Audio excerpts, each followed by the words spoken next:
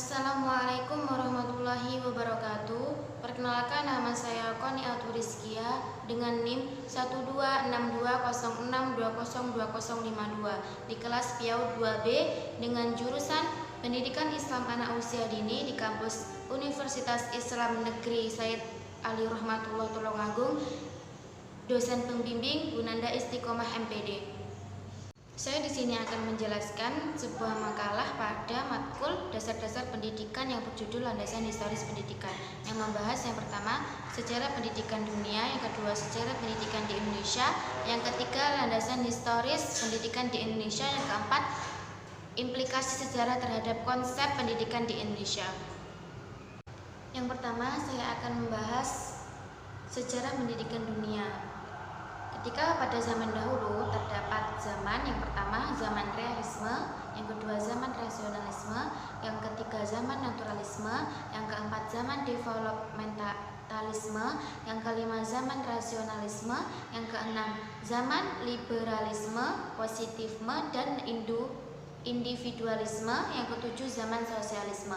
Ketika pada zaman negara zaman purba yaitu ada negara Mesir, yang kedua India, yang ketiga Cina, dan yang keempat Yunani, yang kelima Romawi. Saya akan menjelaskan yang zaman realisme. Tokoh-tokoh pendidikan pada zaman realisme ini adalah Francis Bacon dan Johann Amos Comenius. Jadi intisari pandangan aliran realisme tentang pendidikan meliputi anak-anak harus belajar dari alam, belajar dengan metode induktif, mementingkan aktivitas anak, mengutamakan pengertian, belajar melalui bahasa ibu, dan belajar dibantu oleh gambar-gambar. Zaman yang kedua yaitu zaman rasionalisme. Tokoh pendidikan pada zaman ini pada abad ke-18 adalah John Locke. Jadi aliran ini memberikan kekuasaan pada manusia untuk berpikir sendiri dan bertindak untuk dirinya. Teorinya John Locke yaitu Leon tabula rasa atau black sheet of paper, yaitu mendidik seperti menulis di atas kertas putih dengan kebebasan kekuatan akal yang dimilikinya manusia digunakan untuk membentuk pengetahuannya sendiri. Yang ketiga yaitu zaman naturalisme. Sebagai reaksi terhadap aliran rasionalisme pada abad ke-18, muncullah aliran naturalisme dengan tokohnya J.J. Rousseau. Jadi aliran ini menentang kehidupan yang tidak wajar sebagai akibat dari rasionalisme seperti korupsi, gaya hidup yang dibuat-buat, dan sebagainya. Naturalisme menginginkan keseimbangan antara kekuatan rasio dengan hati dan alamlah yang menjadi guru. Menurut Rousseau ada 3 asas mengajar, yaitu asas pertumbuhan, asas aktivitas, dan asas individualitas. Yang keempat adalah zaman developmentalisme.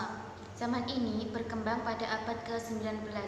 Aliran ini memandang pendidikan sebagai suatu proses perkembangan jiwa, sehingga aliran ini sering disebut gerakan psikologis dalam pendidikan.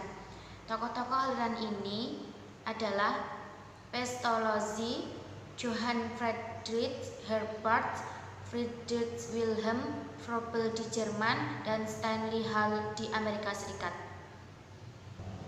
Yang kelima yaitu zaman nasionalisme. Zaman ini muncul pada abad ke-19 sebagai upaya membentuk patriot-patriot bangsa dan mempertahankan bangsa dari kaum imperialis. Tokoh-tokoh pendidikannya adalah La Chatelaise atau di Prancis, Vickers atau di Jerman, dan Jefferson atau di Amerika Serikat. Konsep pendidikan yang ingin diusung oleh aliran ini adalah menjaga, memperkuat, dan mempertinggi kedudukan negara. Akibat negatif dari pendidikan ini adalah munculnya Calvinisme di Jerman, yaitu kecintaan terhadap tanah air yang berlebih-lebihan di beberapa negara, hingga menyebabkan Perang Dunia I. Yang keenam, zaman liberalisme, positivisme, dan individualisme. Zaman ini lahir pada abad ke-19. Liberalisme berpendapat bahwa pendidikan adalah alat untuk memperkuat kedudukan penguasaan atau pemerintahan yang dipelopori dalam bidang ekonomi oleh Adam Smith, dan siapa yang banyak berpengetahuan dialah yang berkuasa, yang kemudian mengarah pada individualisme. Sedangkan positivisme percaya kebenaran yang dapat diamati oleh panca indera sehingga kepercayaan terhadap negara semakin melemah. Tokoh aliran positivisme adalah Auguste Comte. Yang ketujuh, zaman sosialisme. Aliran sosial dalam pendidikan muncul pada abad ke-20 sebagai reaksi terhadap dampak liberalisme, positivisme, dan individualisme. Tokoh-tokoh pendidikannya adalah Paul Natrop dan George Cerhensteiner di Jerman serta John Dewey di Amerika Serikat. Menurut aliran ini, masyarakat memiliki arti yang lebih penting dan pada individu ibarat atom. Individu tidak ada artinya bila tidak berwujud benda. Oleh karena itu, pendidikan harus diabadikan untuk tujuan-tujuan sosial. Selanjutnya, ketika pada negara zaman purba, pendidikan adalah usaha manusia. Jadi pada saat manusia itu ada dan pendidikan itu masih ada pula. Praktek-praktek pendidikan dari zaman ke zaman mempunyai garis persamaan yang besar, yaitu pendidikan adalah bagian dari kebudayaan yang tidak dapat dipisahkan. Adapun negara pada zaman purba yang mulai mengenal pendidikan sebagai berikut. Yang pertama, negara Mesir. Pada zaman purba sudah mengenal peradaban dan kebudayaan tinggi. Buktinya dengan dikenalkannya tulisan dengan huruf hieroglif atau tulisan suci, telah mengetahui kalender dengan 12 bulan tiap tahun. Di Mesir, materi pembelajaran yang digunakan adalah membaca, menulis, menghitung, berbahasa, dan pengukuran tanah. Pusat-pusat pendidikan di kuil-kuil yang di dalamnya terdapat perpustakaan dan asrama bagi guru dan murid-muridnya. Yang kedua, negara India. Negara yang membagikan masyarakat menurut dengan kasta atau tingkat, yang terdapat empat kasta, yaitu kasta Brahmana, kasta Ksatria, kasta Waisya, dan kasta Sudra. Tujuan dari akhir hidup bangsa India dalam mencapai nirwana. Adapun ciri-cirinya adalah pengajaran agama menjadi nomor satu atau sangat penting. Pendidikan diselenggarakan oleh kasta Brahmana. Tujuan dari pendidikan adalah mencapai kebahagiaan yang abadi atau nirwana. Pendidikan berlangsung di rumah dan sekolah yang ditentukan oleh tingkatan kasta tersebut. Materi yang diajarkan yaitu mengenai astronomi, matematika, pengetahuan tentang obat-obatan, hukum, kesastraan, dan sejarah. Yang ketiga adalah Cina.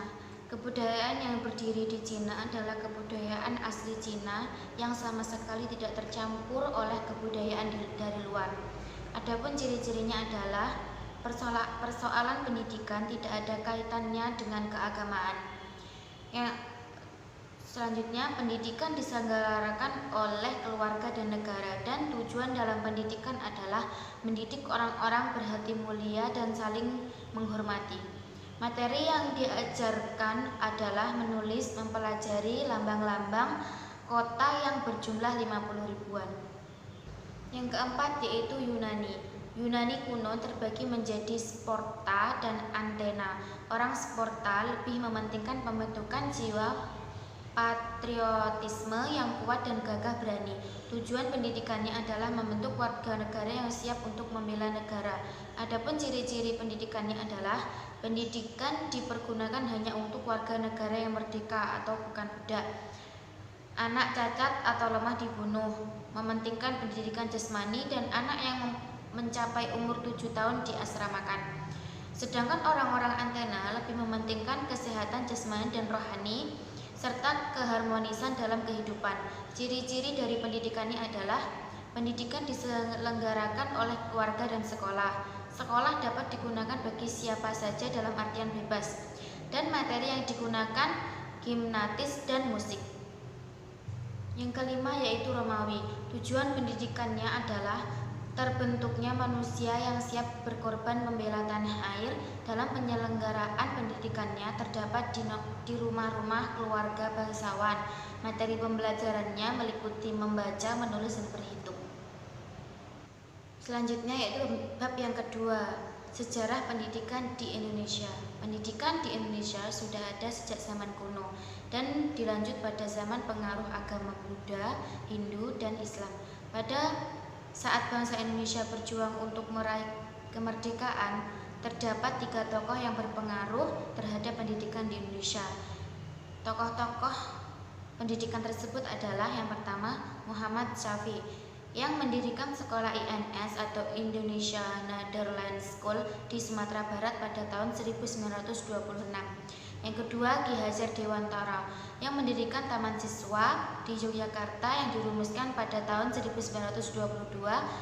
Sistem dan model di dalamnya yaitu asas Taman Siswa, Pancadharma, adat istiadat, dan semboyan.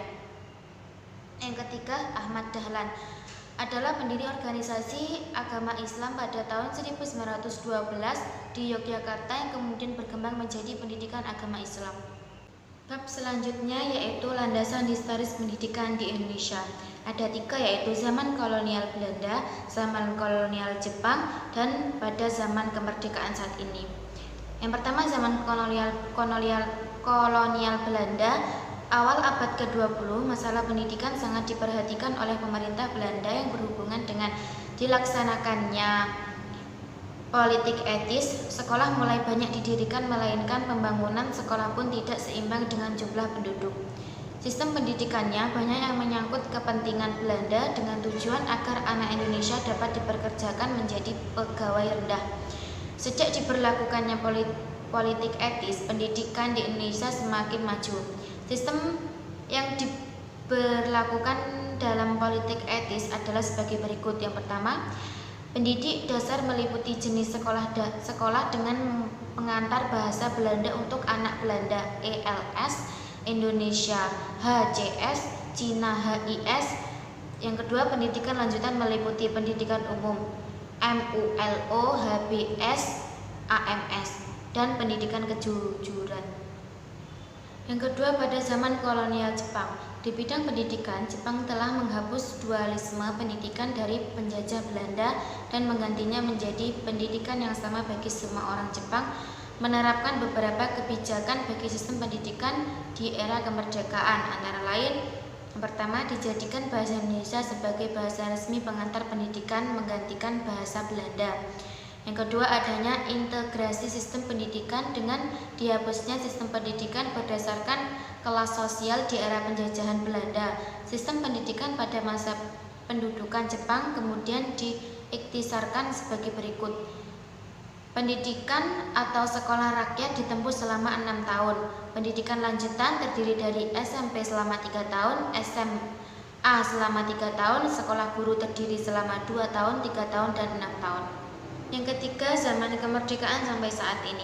Setelah Indonesia merdeka, pemerintah melakukan pembangunan ekonomi terlebih dahulu agar sektor-sektor lain dapat pula ditunjang dengan ekonomi yang maju.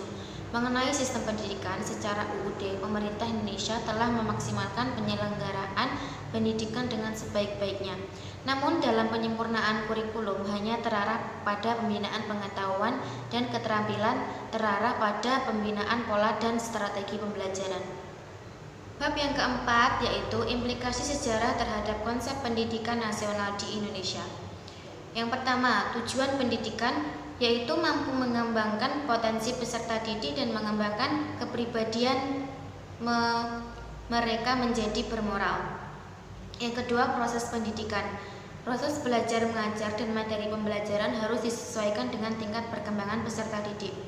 Yang ketiga, kebudayaan nasional. Pendidikan juga harus mengatasnamakan kebudayaan nasional agar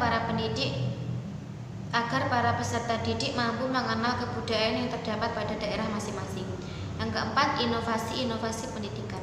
Inovasi-inovasi pendidikan bersumber pada hasil penelitian pendidikan di Indonesia, bukan hanya sekedar konsep-konsep dari dunia barat, sehingga perlu diharapkan pada akhirnya dapat membentuk konsep-konsep pendidikan yang berjadikan Indonesia. Itulah tadi penjelasan makalah yang berjudul Landasan Historis Pendidikan. Kesimpulan dari makalah tersebut yaitu, jadi sejarah mengenai pendidikan banyak sekali kaitannya dari zaman dahulu sampai sekarang. Kita dapat mempelajari tujuan dari pendidikan di setiap negara sangat berbeda. Setelah diadakannya kemerdekaan, banyak yang muncul sistem persekolahan dan banyak masyarakat yang ikut serta dalam bersekolah. Demi mendapatkan pendidikan yang layak dan agar dapat meningkatkan kehidupan yang layak, masyarakat Indonesia sangat antusias dalam bersekolah, dikarenakan pada zaman-zaman dahulu telah tercipta pendidikan sehingga semakin mudah untuk masyarakat mengetahui pentingnya pendidikan itu seperti apa. Terima kasih. Apabila saya ada kurang lebihnya mohon maaf. Akhirul kalam. Wassalamualaikum warahmatullahi wabarakatuh.